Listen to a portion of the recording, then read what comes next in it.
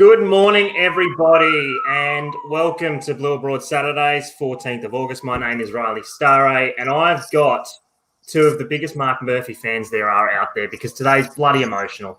We are farewelling an absolute champion of Carlton, 300 games, countless accolades. He's been a warrior. He's a heart and soul sort of player. I've got Nick Wishart and Shannon Gore. Guys, it's a big one. It is. I'm not prepared. My Murph jumper's prepared, but I'm not prepared. How about you, Nick? Look, we knew it was coming. Like so many of our champions, everyone has an expiry date. Yep. And when your time is up, it is up. We knew it was coming, but it doesn't make it any less emotional. Especially when fans can't, well, fans in Victoria at least, I'm so wrapped for the SA fans, but yeah, when you know you've seen your favourite player play for the last time, it's not fun. No, it's not. And as you said, I'm wrapped for the SA fans. I was lucky enough last year to be at Simo's last game. Yep. And how emotional that was, and privileged I felt to be there. My heart goes out to anyone who can't, because he deserves it.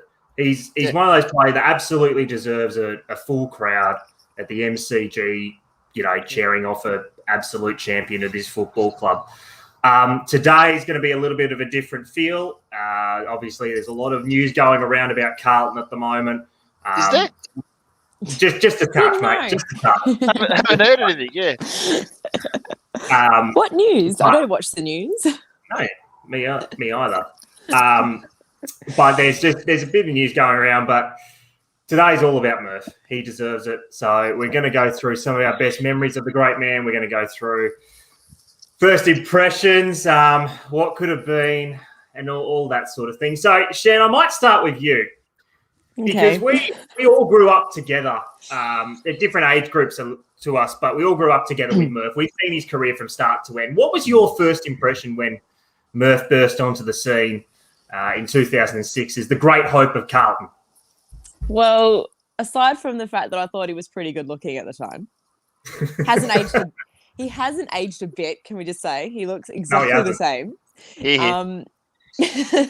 No, but I actually thought that he was a decent footballer. Like, his skills were elite, still elite today. Probably one of the best elite kicks that we have.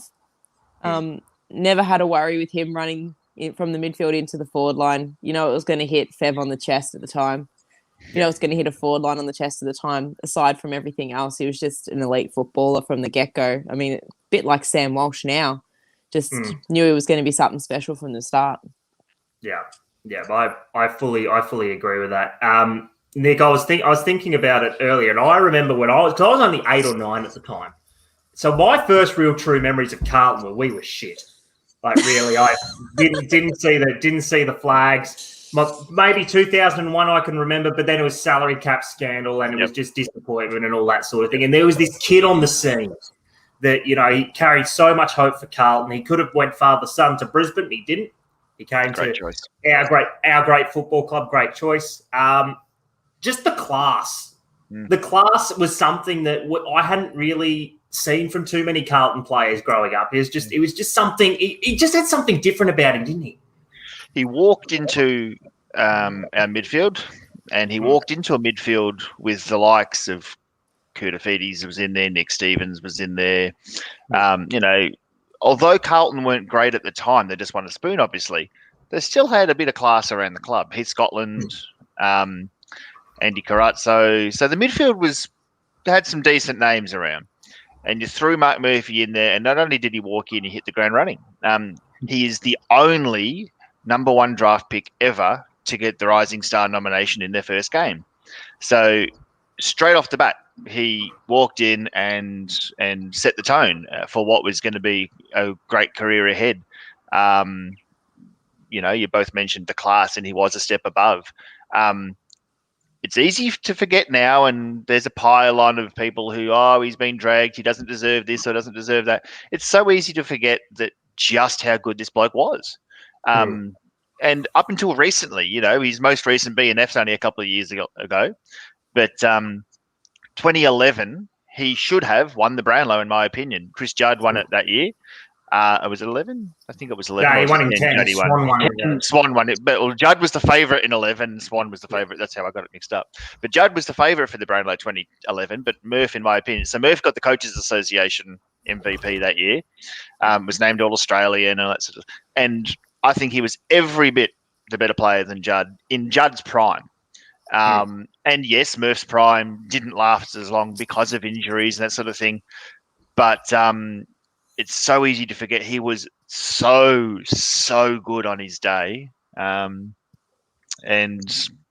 they're the memories that, I'll be carrying with me as well.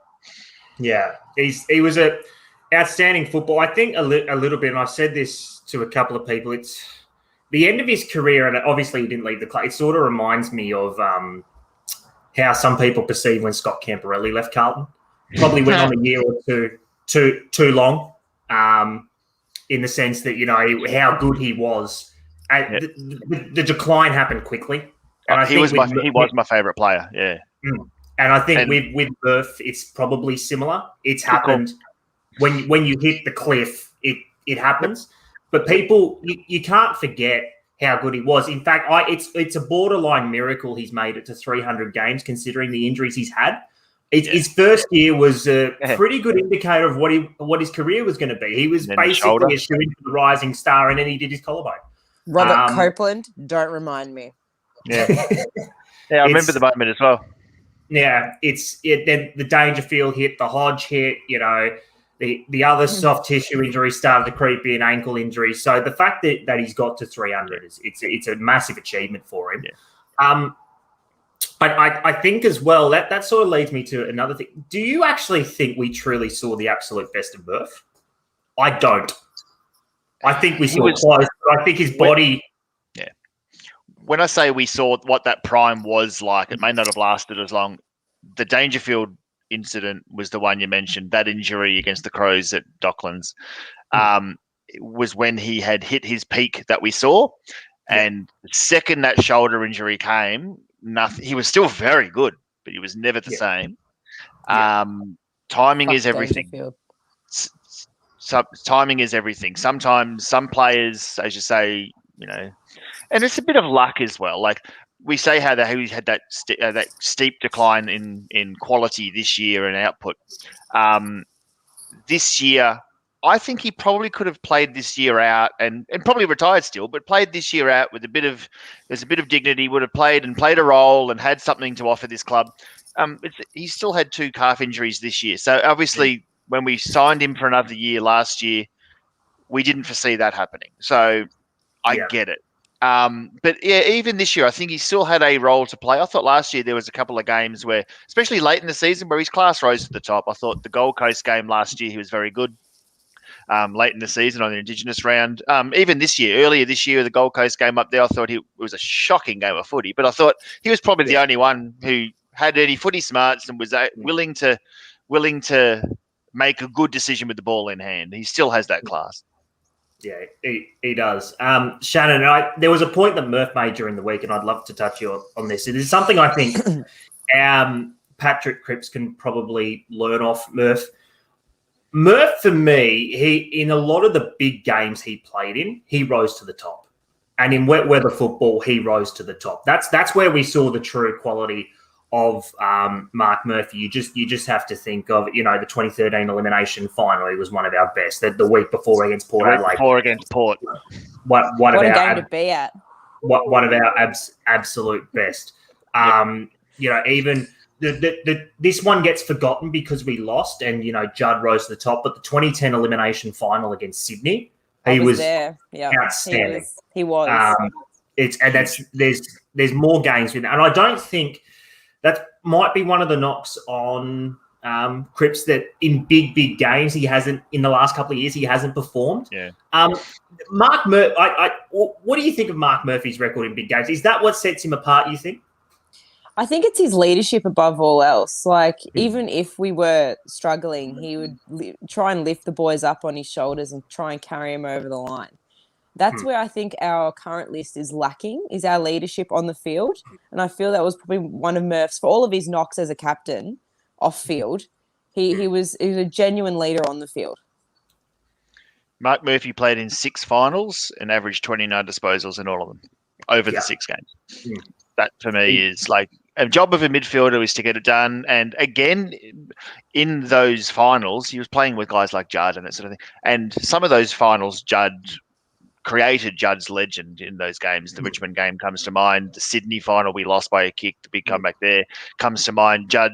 Those are 2 of Judd's most iconic games. So I think that kind of overshadows just how well others performed in those games. And Murph's one of them that, when it was there to be won, you mentioned the Port Adelaide game to get us in finals. Yeah. The West Coast final in 2011. My God. That's another one. That's another shitty Andrew Walker decision. in the goal square. Shit. I just got PTSD remembering that. Yeah. I was mentioning that game last night or the night before. I was refused a flight home from Perth that night because I was so drunk, drowning my sorrows after that game. That was to stay in Perth tonight and get the first flight home because I was refused to get home on the red eye. That's it. I've got some stats here from Alexi James. He'll be on later, also known as Lek Dog. Just some of his all-time stats at Carlton. 3rd all-time in disposals behind Simo and Bradley. Yeah. 20th all-time for goals. He's actually 2nd for currently listed players at Carlton. This one will surprise some people and will just knock the soft tag out. He's equal 1st for tackles and he's 1st for contested possessions. I saw this. Yeah, Come fantastic. at me, haters. Come at me. 4th for rebound 50s, 1st inside 50s, 1st clearances, 4th Brownlow votes, 4th bounces, and 1st for goals assist. He did it all. He's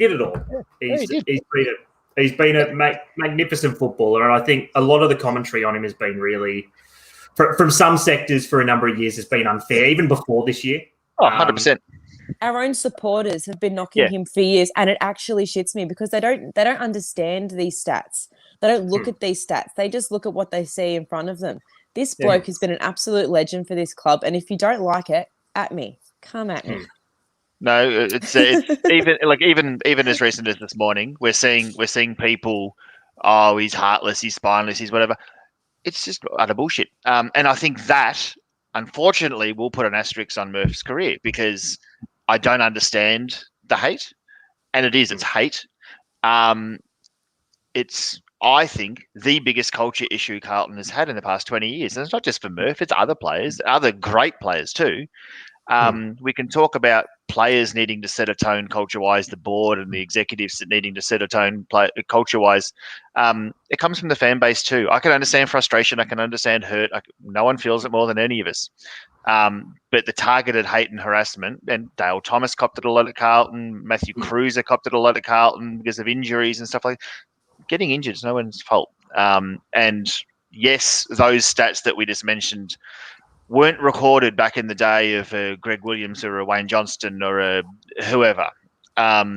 So yes, it's going to be, more a recency bias to them, but that still puts Murphy in the absolute top of the last couple of generations amongst the Kudafedis, the Judds, the Bradleys, the whoever's. He was he hasn't retired yet, is a genuine star. 100%. He is. First guest of the morning. He is the man from England. He's a Mark Murphy lover as well. Great headband, great accent. I talk of Tommy Williams. G'day, mate. How are you? Your intros throw me. So yeah, thank you very much for that. It's all right, mate. I always try to throw everyone with intros.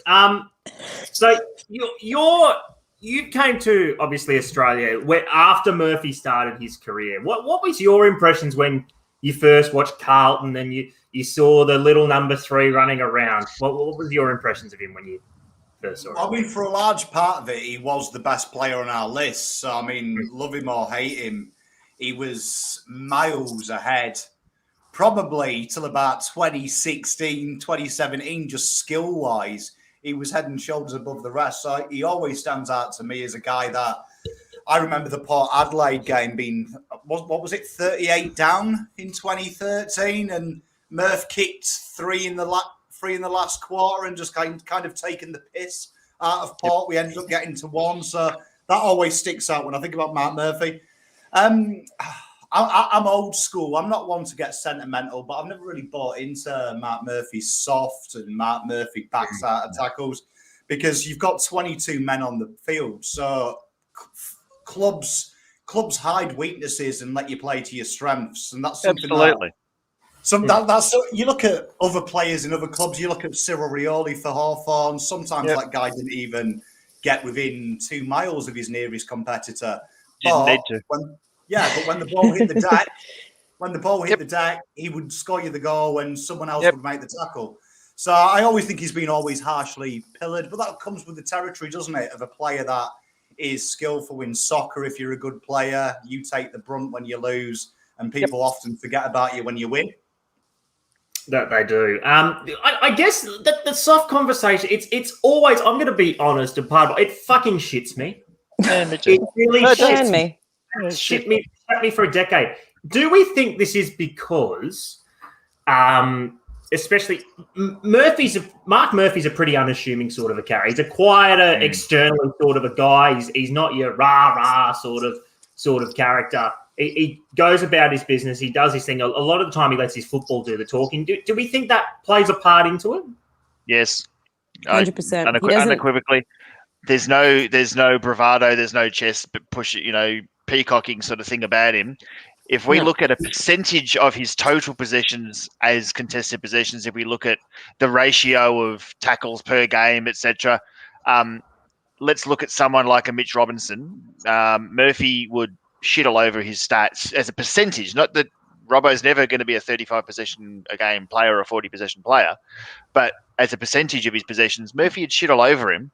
But yet, because Robbo does this and I'm a tough bastard, wouldn't hold a candle to Murphy's stats. A lot of it is personality, and perception is everything, sadly, to the football public. Yeah. What about you, Shan? Nick pretty much said it. He's always been such a quiet kind of person. Even on social media, he's not really one to put much on there. He's not one to talk to the media for interviews after the game or before the game. Like, I think this week's probably the most media I've seen him do in a couple of years, to be honest. So 100%. he's a quiet achiever, is our Murph, and it actually shits the haters because they go, well, we don't hear from him. Well, too bad. That's the kind of person he is. Like, Humphrey was the same. His job's to play football, not to do media. Correct. Yeah, Humphrey was the same.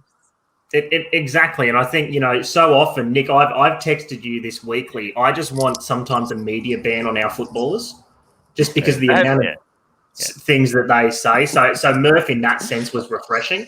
I've a comment here from Jesse Worthing, and it's something we're going to go into a little bit. Legend of the club, don't care what anybody says. He was one who stuck with us in the darkest days in carrying us our midfield when we were woeful. Captain for a reason. Easily could have gone to another club. That's what we're going to touch on. And chase a flag. Great player, great team man, great Carlton servant. That's a fantastic comment there. The one that comes to mind in terms of going to another club, Geelong chased him hard 3 years ago. Big. Chased him hard. And he could have went, and I think that if you think about 2019, that could have been the one that put them over. His loyalty and romance in sport. You're an Englishman. I know you're not that much about sentimentality, but we all have attachments to our favourite players.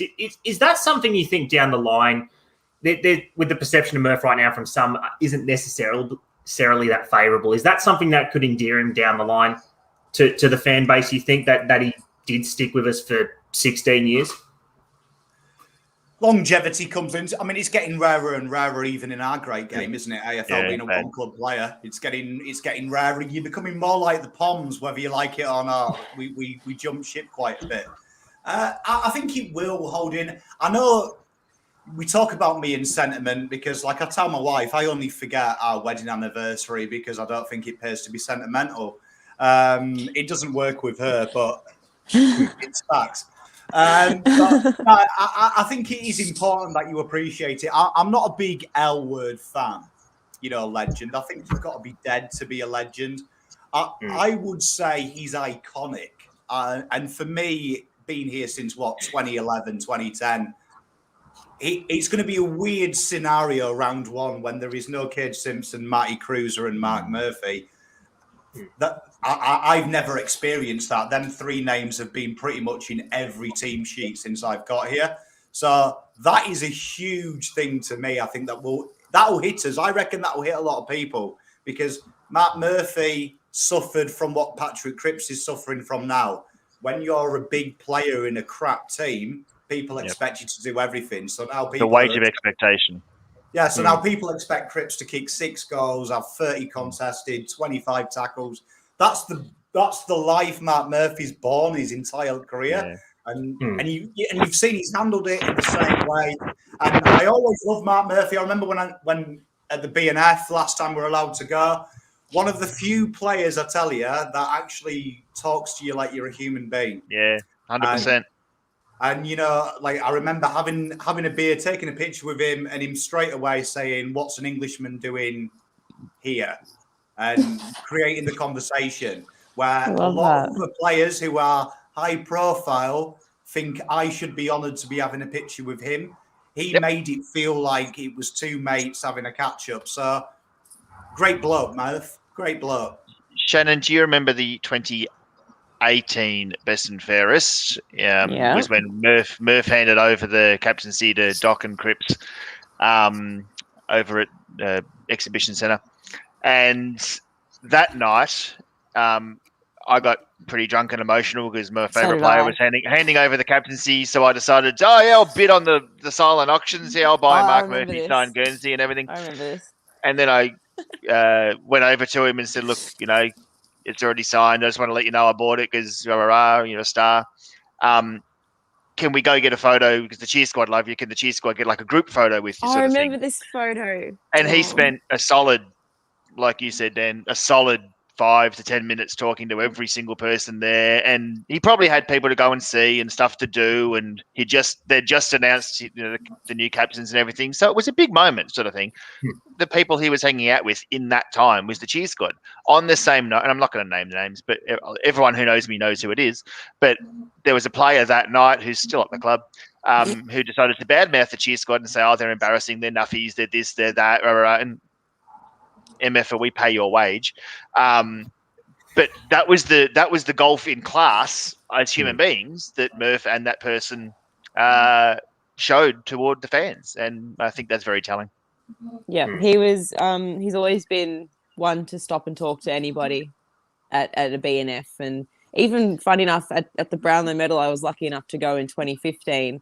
And I even had I had a conversation with him, had a conversation with Jesse for about 10, 15 minutes while I was there. So even his wife's lovely to talk to. So beautiful family. They are a beautiful family. And welcome to the world, little Imogen. Exactly right. Exactly Father, right. daughter. Yes. Father, daughter, father, son. It'd be there's still a bit of romance in football. Yeah. I was actually thinking during the week as well because I was comparing Murph's resume internally as well as external. There's no doubt he'll be a Carlton Hall of Famer. I think we know that he will first ballot.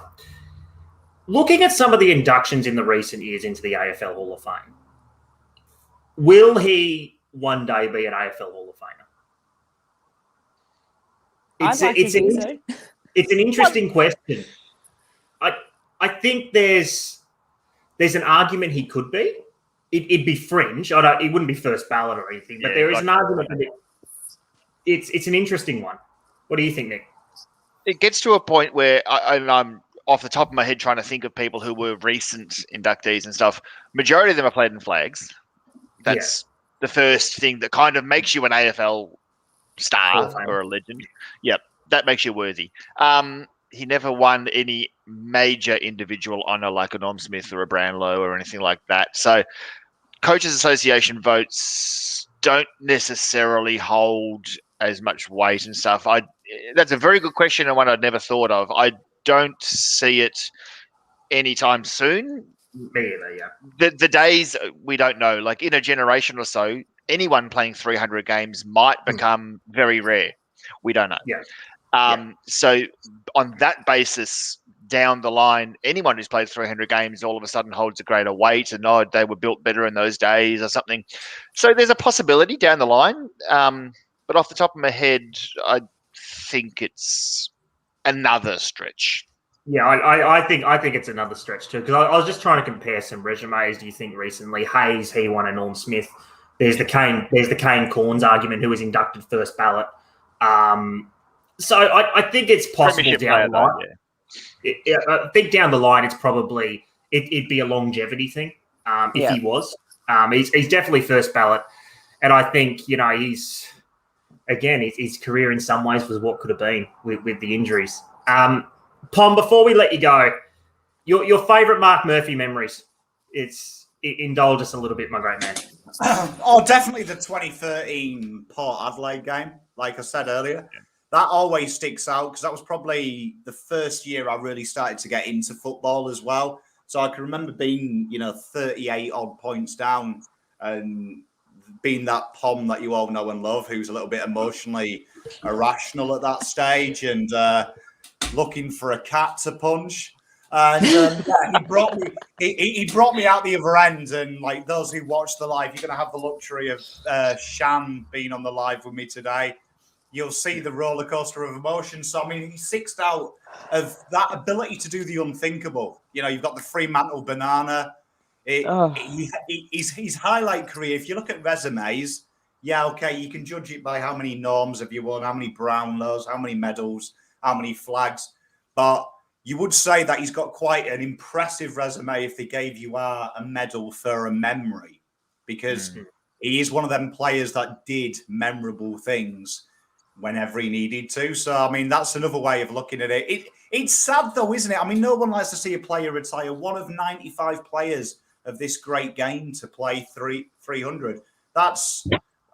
It does what it says on the tin, doesn't it? I mean, that is as rare as rocking horse poo. It is immensely rare. I think with Murph, for me, what will stick out, there's not too many players that's had as good right foot banana or checky as Murph. That's one bloke you could just trust. It's like, include the likes of Betts, Jeff Farmer, Dacos, Murph's up Cyril. Murph is actually and that 301 is going to be the most famous. He did those shell and peas every single week. There's one over again. There's two, I think, in the same quarter against West Coast over at Subiaco back in the day. I remember he did it against the Bombers in the wet, in the blew out Guernsey. There was a handful of just Melbourne. Did it for fun. Did it against Melbourne. Yeah, D's one. Melbourne, he's done it against Melbourne twice. If you remember, I think 2008, he kicked one that's back in the peak Melbourne were tanking era. He's kicked basically a 40-meter checky from the boundary. It's just class. Taking the piss. There was one game. I think it was 2012, I want to say. We beat Collingwood by 10 or 12 goals early in the season. It was a Friday night. It might have been 2011. It might have been the day that they said, Bruce famously said, they've got to think they're flag favourites. I'm thinking it was 2011. It might have been 2012. But it was definitely early in the season. And I remember him only getting one Brownlow vote, but he had 39 touches and about 3 goals. But again, it was one of those sort of bananas. I think it was actually a set shot banana from about 35, 40. And that was like his third goal sort of thing. And he'd already had 30-something in the last quarter.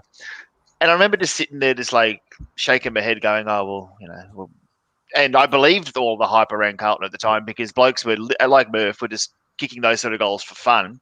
But he only ended up getting one Brownlow vote because Judd's 30 were worth more than Murph's 39 and a couple of goals at the time. But yeah, I look at the two BNFs he's won. One was in 2011 when we played finals. And won a final, and probably should have made a prelim because we were robbed against West Coast, as we mentioned earlier. And his other one was in 2017 when we were nowhere near a good side. So he's maintained that level in a good team and in a crap team. So some players, when the going gets hard, they go missing, as we've said, and some players only appear to be a gun in a good side. You take a out of the famous sides, let's look at West Coast, who were with the benchmark for me during that early 2000s era. You take like a Chad Fletcher or an Embley or these sort of guys out of that side and put them in Carlton of the time, they wouldn't have had anywhere near as impact.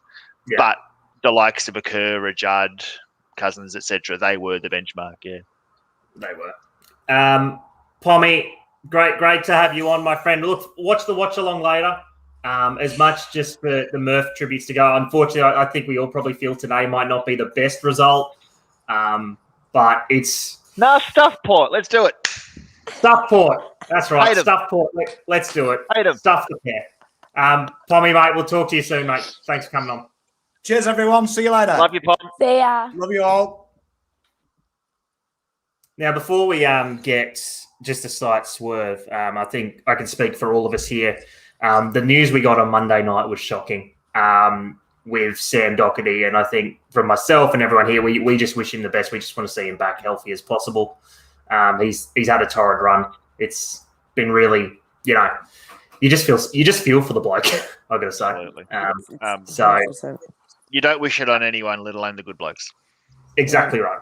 Exactly right. And you'll pull through, my captain, and we look forward to seeing you out there soon. Next on the channel is one of the people of Almost Blues Brothers. He's also got an increasingly impressive moustache going on. It is quite outstanding.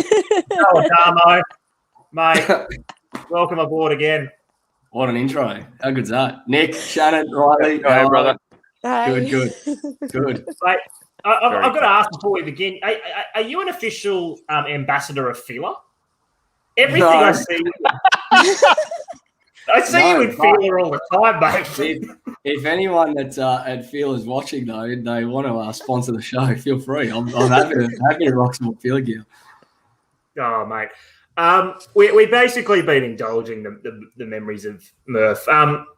Your first impressions when you saw him, I think it might be similar to a lot of people. Well, what did you see when you first saw the number 3 come onto the scene? I don't actually remember too much. I mean, I'm 26 now. So when, 16 years ago, I was a 10-year-old, right? And I've always followed the club and whatnot. But my early memories of Murph, they're not really as fond as everyone else. My memories of Murph start to really become a bit more prevalent around, to be honest, 2010, 2011, when he really started to hit his straps under Ratton.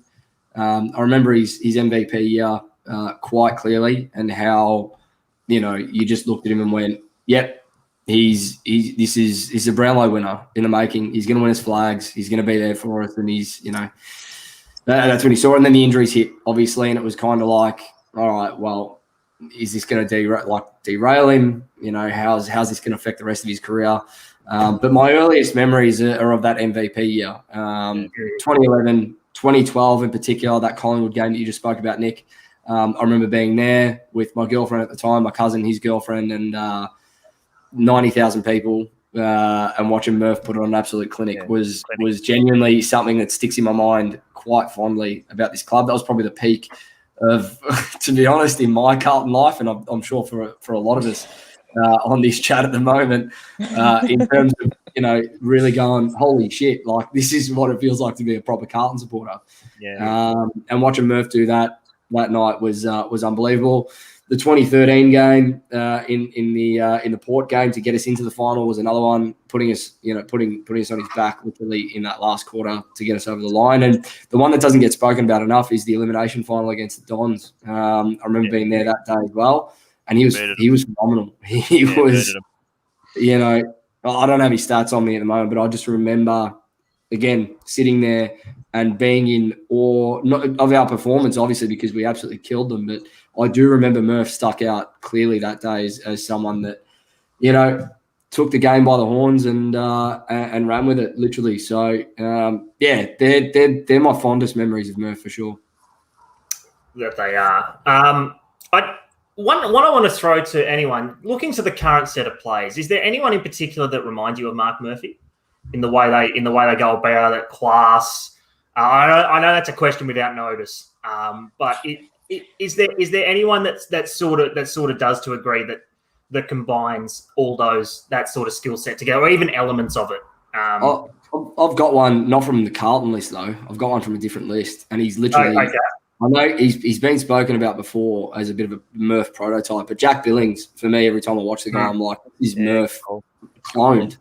It's just a clone of Murph. Gut running, really good kick. He's a lefty, not a right footer, but really good kick, really clean.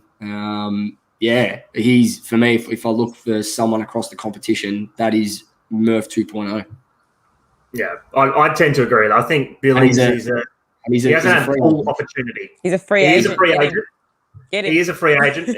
Again, he's one on a few lists a few that I could think that Carlton should target. I was trying to think about this the last couple of days. Who sort of combines, and it's elements of Carlton players. Yeah, I was going to say there's no one really in that mould. No, I think, mate, from disposal wise, probably when he's up and running, a Sam Petrevski-Seton is one that's got a bit of that disposal class from that element. That the burst out from stoppages, that's a bit of a tougher one because it's a bit of a Paddy Dow of late. A Paddy Dow of late. Yeah, that's another one that's you can probably think of the burst, but Murph's burst from stoppage, that's one thing that a lot of people forget, and his gut running. And the one that I remember, and it's an innocuous one, but just demonstrated his running power at times. And he wasn't, an endurance beast or anything. If you remember in 2014 when we played West Coast, we got down by about 3 goals in the last quarter. We came roaring back. And the ball from, I think it was Daisy Thomas, kicked it out towards the wing. And you've got Mark Murphy bursting down the broadcast wing. Menzel kicked the winner or something. Was it Menzel? Menzel kicked the winner. But just that late in the game, to be able to burst on the run that hard. Had an extra gear. I do remember that. And, that to me is a microcosm of what Mark Murphy was at his best. But, yeah, it's hard to see who's a Murphy player. It's He's only one Mark Murphy. Sam Ramsey kind of looks like a young Mark Murphy. Does that count? It does. It does. At the sponsors dinner earlier this year, we sat on the table next to Sam, and I'm going to be really honest. I didn't know any of these recruits from last year. I hadn't met them yet because we didn't have that sort of function last year. So I actually said to Michelle, my fiance, who looked over and said, "Who is that?" And she said, "Oh, that's Sam Ramsey." I said, "Oh, shit, it looked like a 19-year-old Mark Murphy." And he had like everything, and he's kind of short but bulldoggy sort of stocky frame sort of thing. And what I've seen of him, he kind of has elements to it, but I suppose it could be whether it means that the game might have gone past that type of player, or it could mean that he's just a unique style of player that, doesn't really fit a mold. Koutafidis came on the scene, and all of a sudden 2 generations of players have been trying to draft people like that, for better or worse. They would overlook talent and look for athleticism on, Jared Oakley-Nichols, and these sort of guys would be getting picked top 5 or 6 purely on their physique rather than footballing ability. But Murph, he really is in that unique sort of mold that now I think draftees, they've either got to look like Patrick Cripps and Bontempelli, or they've got to be able to just run for days like Sam Walsh sort of thing. Yeah, I think the game is moving away a little bit. You made an interesting point from that smaller sort of midfielder. Yeah. He's not like 180 centimeters, 82, 83 kilos. Yeah. You look at a small midfielder now is considered 6'1". 6'2" eaters. I mean, Sam Walsh is 6'1". He's 85 kilos. So, it's just the way the game is going. It's and that sort of makes me sad in a way, because when the league in general is better when you've got players like Mark Murphy up and running, just because they have skills that not everyone brings, and I think is fundamental to Australian rules football at any level. Class, for sure. Combining that with the ability to, be tough and hard at it, be unassuming, play the game the right way. I think that's one thing. Murph, to me, always played the game the right way. He was never one for controversy. No, this is the difference, right? He's a footballer. He was drafted as a footballer, not as an athlete. So, if you want to talk about class, you're not going to get football class out of just athletes. You're going to get that out of footballers that know their craft, that work their craft, that know how to kick, know how to handball, know how to get the ball in and under and burst away from a stoppage. That was Murph. That's Murph. And today, for me, I want to. I want to see him start at the first centre bounce. Like, give us one more 100%. game. Just give us one more of those performances. Give us 30 touches. Give us a couple of goals. Yep. Give us that burst from stoppage. Show us one more time, because when he was at the peak of his powers, Terry made sure I remember during the week that people forget very quickly how good this guy was at the absolute peak of his powers. So I think he's got one more game in him to do it if we give him the opportunity. So why not? Hey, we're light today, so there's no reason not to. There's no reason not to. He's actually starting ruckman. Yeah. Mate, we could plug him into about 8 different positions today. That's how light on we are with that. But that's neither here nor there. Joe, but before we let you go, what is in your mind one thing that Mark Murphy lessons that he could pass on to the younger generation? What is one thing that you've seen through his career? What's one thing that you think should be passed on and people should try and replicate? And I'm seeing Terry just letting me know again in the comments there, so he can. I was waiting for that. If I'm being honest, I'm not going to look at anything on field. I'm going to look at Murphy as a person and as a leader. This crop of players, for me, what I've seen this year, I feel like when the heat comes on, when the criticism is there, or when the going gets tough, they fold. The biggest thing that I will miss about Murph, and the biggest thing that I appreciate now looking back about Murphy, is that during his captaincy, I struggle to remember a captain that was more criticised by his own fan base, by the media, by the whole football world throughout the entirety of his captaincy, and the way that he was able to take it in his stride, the way that he was able to, it's water off a duck's back. Got on with it, put us on his back time and again on game day, and stood up for the group in the media. The way that he held himself as a person when the criticism was there and when he was questioned is something that, if this current crop of players can't take in their stride, if they can't learn that from Murph as he's on his way out, I think they're really going to struggle to take it to the next level and to take that next step in their careers. Because if you don't have thick skin, which is something that Mark Murphy definitely has and had as a captain in it especially, you're not going to make it in this game, unfortunately. That you're not. Joe, thanks for jumping on, mate. Always welcome here. Make sure you listen to the Almost Blues Brothers. It's a fantastic Carlton podcast. Growing a bit of a cult following. I heard there's calls for merchandise, mate. No, well, we'll see. Can we get Phil to sponsor it, or? Yes. Yes, deal with a sponsor. Phil and Andrea Seppi, the two of them are going to be. Yeah. Andrea Seppi. That is a reference and a half. He's the only Phil athlete I could think of. I think Casey Delacroix was one for a while. Yes, I think she was. You're right. That's a good call. Thank you very much, guys. I appreciate coming on. Thank you very much. No, take care, mate. See you, Talk Joe. soon. Take care. Cheers, bro. Now, we're going to try something truly different. We're going to try and get 5 into the stream and see how this goes. The first is the greatest stats man in the history of stats man. He makes Ash Chewer look like a chump. That is the great Alexi James, also known as Lek Dog. And then, of course, we've got the man, the myth, the legend, the man who's got the greatest eyebrows you have ever seen, and that is Terry. And once again, I've made him smile. Here he is. Morning, gentlemen. How we doing, guys? Like, we are going well. We've been indulging in the Mark Murphy Kool-Aid for the last 44 minutes, and deservedly so. He's been an absolute champion, and I remember, and this has disappointed me a little bit, and deservedly so. Cade Simpson got so much love last year when he retired, and he completely deserved it. Murph, I don't think, has had the same, and I don't think that's fair, because what Murph's done for this football club has been just magnificent. We gave Bryce Gibbs a better send-off last year. We did. I'm still I was waiting for so someone. angry at that.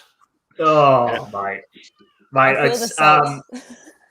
Lek, we'll start with you. Your first memories of Murph when he burst onto the scene. To me, it was something a bit different to what we sort of saw in a footballer.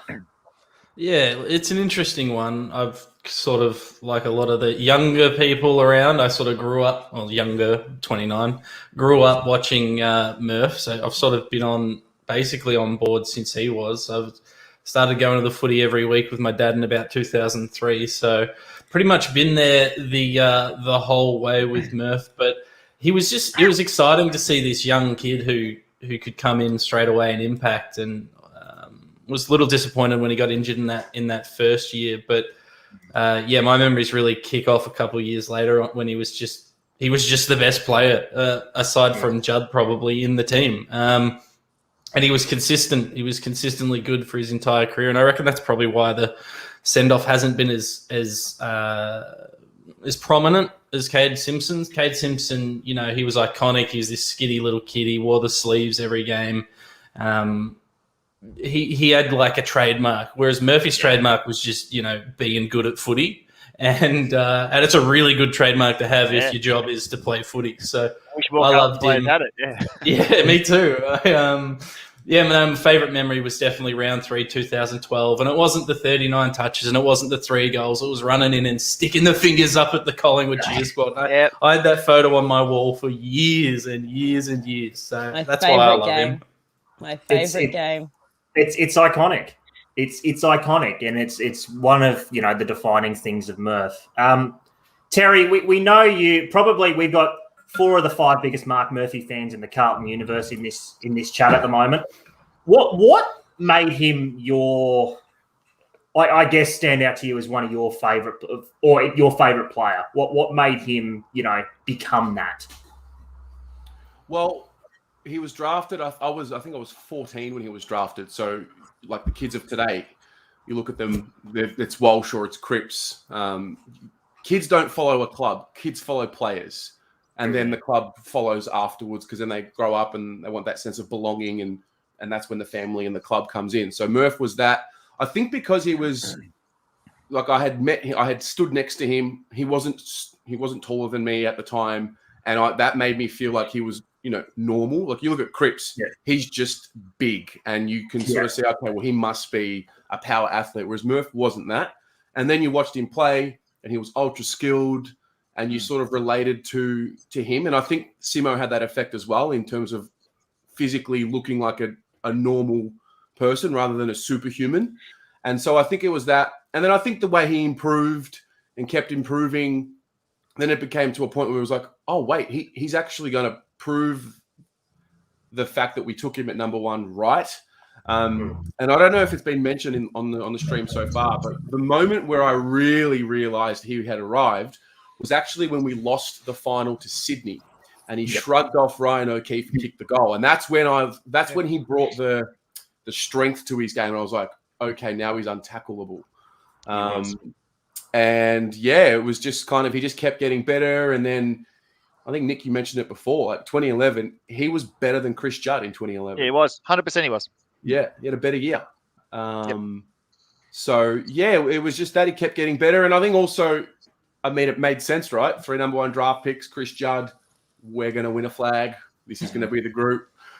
And I think that was the hardest part of listening to his press conference when he's like, I guess it's not part of my story. Well, it was part of it. It was supposed to be part of his story. 2012, that round 4 against Essendon when Andy Carrazzo got absolutely slammed in his shoulder. Lonergan tackled him. You remember Copeland? I remember Lonergan's tackle. Yeah.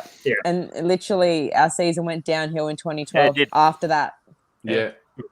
We were flag favourites at round 4. Oh, 2012. yeah, we absolutely it must have been 2012. 2012. It was 2012. Collingwood game I was thinking of because it was the week before that. Yeah, because we got announced flag favourites the week before, and then the following week everything else happened, and it just nosedived, and Ratton lost his job. The rest is history. Yeah, I think that era is for us for our age group. It's the what could have been. I truly believe that Karat, like just going sideways, that 2012 year, that game against Essendon, and I've seen a comment of it somewhere, psychologically what that probably did to the group, because 6 months ago we belted them by 70 points in a final. We were in and then front they come out when Andrew Carrazzo got tackled. and they suddenly look like a 1970s East German Olympic program. Was there something going on in Essendon in 2012 that might have helped their performance a bit?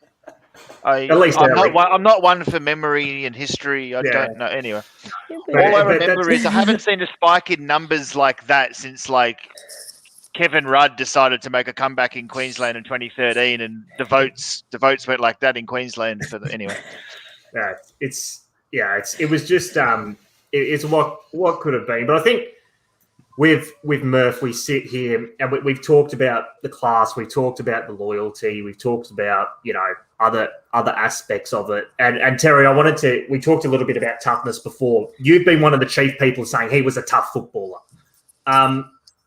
What to him made you see him as a tough footballer? Was it the courage? Was it the pure tackle numbers? Which Lek Dog, thank you for that before.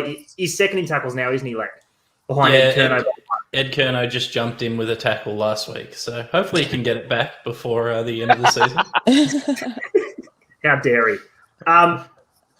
Sense of occasion. Terry, why do you think there's this misconception on Murph that he's not necessarily tough? We've all got our theories. I mean, Nick mentioned it before. Nothing was ever the same after the Dangerfield hit. Yeah, 100%. I'll never forget where I'm sure we all are the same. I'll never forget where I was sitting when it happened, and I remember the camera panning away from him, and I knew straight away he was badly hurt. And that happened. Hodge happened. I remember the scapula against Melbourne, the syndesmosis. Fuck, Dangerfield's a dog, isn't he? Anyway, yes, he is a dog. He is a dog. And I think upset. Yeah, and then I mean, the staples in the head playing the week after. I think over time, he's had 19 surgeries. Yeah. Think about that. 19 procedures. He's gone under the knife 19 times. And I think after 4 surgeries, you're never the same. I think after 10, you're never the same. But we're talking about nearly 20 surgeries. And I think because the last 6 years, we'll say, he hasn't been his absolute best. People just have forgotten, and the gravity of the years has gone on, and they've forgotten that he used to throw himself, little Murph, in the contest. He used to throw himself in there and extract the ball out, and he was a contested ball winner. That's what he was. He probably shouldn't have been, in hindsight, but that's what the fans ask of him, and captains and leaders, and we ask our players to be tough and hard at the contest, and he was that. And then I think that's just what I mean. Look, I think once he's retired and then we have a bit more time that goes on, people will then go back to, loving him and appreciating him for what it was. I think we're just a little pissed off at what's happened and, what's happening. And, we need someone to blame, and he's part of an era that wasn't very good for us. And I mean, me, I'm a big Murph lover, and at the same time I have a responsibility to not tell someone they can't say what they think, so I bite my tongue a lot when people bag him, but people feel how they feel, and it is what it is. Just bringing Shannon back in, she dropped out. I think it's that whole thing. I think it's that whole thing, Terry, if you don't know what you got till it's gone. Yeah. Think of musicians and stuff. While they're around, we love them. Amy Winehouse and all these guys that die too early, the Cobains, whatever. When they're around, they're super popular, but their legend grows once they're gone and we can't see them anymore. We go, shit, we didn't realize how much we love these people until we can't listen to them, new music sort of things. So. Yeah. I think one more thing as well that I've learnt in the whole Mark Murphy experience is, and I said it in the preview, for the kids, younger generation watching, don't take Walsh for granted and just assume that don't take it for granted. I never thought after 2011, I never thought that would be the best of Murph. I thought, well, we've got 10 more years of this and he's only going to get better. Touch wood, Walsh might have had his best season this year, but the point is just to enjoy what you have now and embrace it for what it is right now, because nothing's guaranteed. It's really important. Yeah, I fully agree. Lek, what is your probably best Murph memories if you had to rank them outside of giving the finger to the cheer squad? Is it a game? Is it a montage of the bananas, the check side? Or what are they for you, mate? 100%. It's the montage, the bananas, the falling in the rain, kicking them around the corner, the lying on the ground celebration, the two fingers up. It's all of those highlights. And I know it's odd, but I'm actually glad he's wearing the white today instead of the blue because he always lights it up in the white. So He does. I'm looking forward to him. He's going to kick 3 goals. He's going to finish on 200 goals for his career. That's happening. Lock it in. Place your bets. It's happening. He's gonna fall over and kick a goal today. Lock it in. It's happening. I like the white Guernsey because it shows off the bod a bit more. It does. I said it. The pecs Thank are more you. defined. The arse is more defined. I'm glad It's- someone else said it. I thirst for him. I don't care. I thirst for him. I don't care. It's. I was waiting. For Hi, this Mish. comment. When you watch this after work, there is a thirst for Murph. There's a bit of a run there, actually. He always performed in the white. It's like you think of his best games were probably That's a good call. in the white. Outside of the Fremantle game, actually, in fact, he always played well against Fremantle. He always made Fremantle look like scrubs. there was a game we beat Freo over there in the wet, and Liam Jones, only new to the club, kicked like 2 or 3 late goals to get us over the Wearing the line. headgear. When Murph was wearing the headgear. And Murphy kicked one of those famous bananas that day. I think it was in the last quarter to get us pretty much. I think we kicked 3 or 4 in the last quarter. I think Daisy kicked one as well.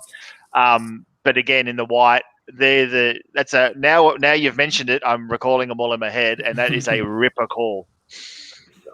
Lek Dog is one of those blokes that he's a man of ripper calls. He just any sort of stats, any sort of things like that. You just rely on him. He's outstanding. We're just about out of time, so I think the best way to sort of wrap up. I think everyone around here, just a last word on Murph, and what he's meant to you, and what you think of him as a whole. Lek, we'll start with you, mate. Had the world of expectations put on his shoulders when he joined the club. I think he definitely lived up to his part of the bargain, and unfortunately we couldn't do the other half for him. But very excited. I have no problems with him getting to 300. I'm really happy for it. I'm all for it. I think it's a good thing, and I just hope that he goes out on a high note today. If he's going to kick 3 goals, I've locked that in. Even if we only kick 4 goals, he's going to kick 3 of them. Yeah, exactly right. Putting one out in the square. Exactly. I'm just really excited. I hope people remember him the way we have today instead of the way that publicly they seem to have. Yeah. Shan? I'm just too emotional already. Oh, no. I'm gonna make Terry cry. I just remember him for his ability and his the way he just went about it, and his good looks. I'm gonna put that out there. He's fucking good. He's fucking good looking. Okay, but no, he's just been my favorite player from the get go. And anybody who knows me knows how much I love Mark Murphy. So there's a little bit of a surprise coming today on the watch along. So just Nick knows what it is, but just watch it and you'll see. But I just want to wish Murph all the best, and just him in general is just superhuman. Well said. For me, it's a bittersweet day for me, and it'll be a bittersweet week. Mark Murphy is the last player at Carlton older than me. So this generation for me, I now feel like an old bastard because there's no, when you're a kid, you go up to these players and you want to act cool around them and you want to please them and you want to say the right thing and kind of look up to them.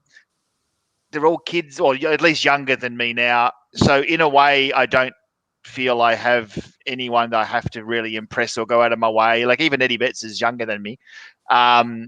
So I kind of look at it now. Actually, Eddie is the one older than me. Oops. Anyway, more on that coming this week.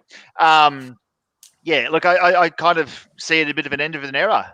He is the last of that core group. Terry mentioned the 3 number 1 picks and Judd of that era that we've been speaking about that has struggled so badly. And yes, Kerno's still around, and Casbolt is still on the list, who have kind of been a part of that as well. But he's kind of the last of an era that gave us the hope, and then necessarily didn't come to fruition. But just really, really quickly, back to Joseph Adamo talking about that 2011 final against Essendon. He said how much he smashed it that day. 37 possessions, 9 inside 50s, 7 tackles, and a hit out. So we mentioned that we could put him in the ruck today. So Murph had a hit out. So we joked about it. It's possible. If Jack can do it, why can't Murph? I don't think Get it done.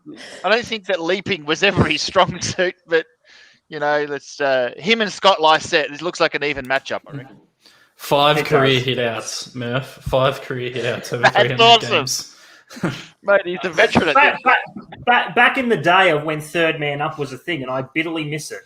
It's one of the biggest travesties they got rid of that. But that's just me ranting about football rules. It certainly helped Max Gawn, didn't it? Oh yeah, it did. Tezza? I think he ultimately always carried himself with a class on the field, off the field. Because he never got in trouble off the field, we don't talk about it, but he's never brought the club into disrepute ever, not even close. He's always carried himself the way that a Carlton man should. He is a Carlton person. He's paid his dues. He had the hype around him, the number 1 pick. You're never really sure if you're going to nail it. I think we got it right.